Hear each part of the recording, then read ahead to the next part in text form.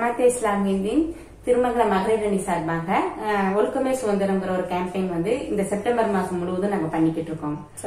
அதனால வந்து பாத்தீங்கன்னா இப்ப திருமங்கலத்தில் இருக்கக்கூடிய மகப்பேறு மருத்துவரா நீங்க வந்து டாக்டர் அல்கிலா நீங்க உங்களுடைய சந்திச்சு ஒரு 3 கேள்விகள் வந்து முன்வைக்கிறோம் உங்கள்கிட்ட ஒரு நேர்காணல் மூலமாக. அதுல இருந்து உங்களுடைய கருத்துக்கள் என்ன? அது முதலாவது நம்ம பார்த்தோம்னா ஒழுக்கம் மற்றும் சுதந்திரம் இந்த 2 வார்த்தைகளை நீங்க எப்படி பாக்குறீங்க? அன்றாட வாழ்வில் ஒன்றோடு ஒன்று இது தொடர்புடையதாக இருக்கிறதா நீங்க கருதுறீங்கன்னா அதுக்கு என்ன பதில் சொல்லக்கூடிய? கண்டிப்பாக இது ரெண்டும் ஒன்றோடு தொடர்புடையதுதான். ஒழுக்கமாக இருக்கிற இடத்துல சுதந்திரம் கண்டிப்பாக நல்லா இருக்கும். ஏன் அப்படின்னா சுதந்திரம் அப்படிங்கிறது எப்படி கொண்டு வருதுன்னு ஒரு பெண் தனி வழி நடந்து போகணும்.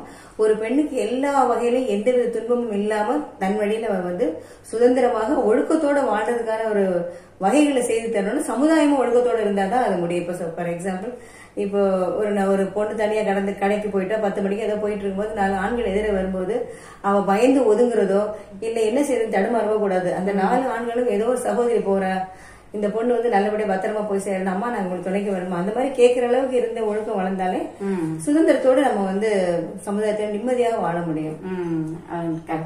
அதன் போல அடுத்ததா பாத்தீங்கன்னா தனிப்பட்ட சுதந்திரம் வந்து நமது கூட்டு வாழ்க்கை கடமைகள்ல பாதிப்பை ஏற்படுத்துதா?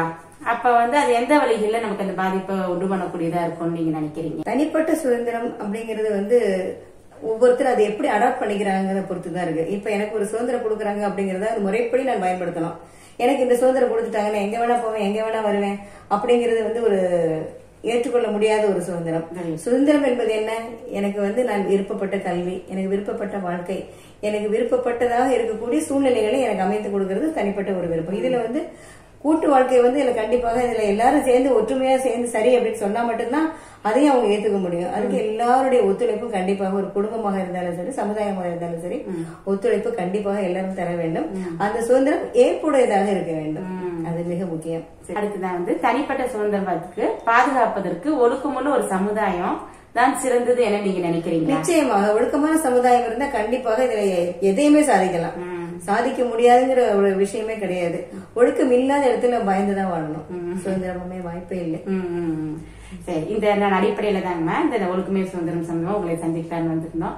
ரொம்ப மிக்க நன்றி நேரம் ஒதுக்கினதுக்கு. என்னை தேடி வந்து என்ன வந்து சில விஷயம் என்னுடைய கருத்துக்களை கேட்டதுக்கு மிக்க நன்றி.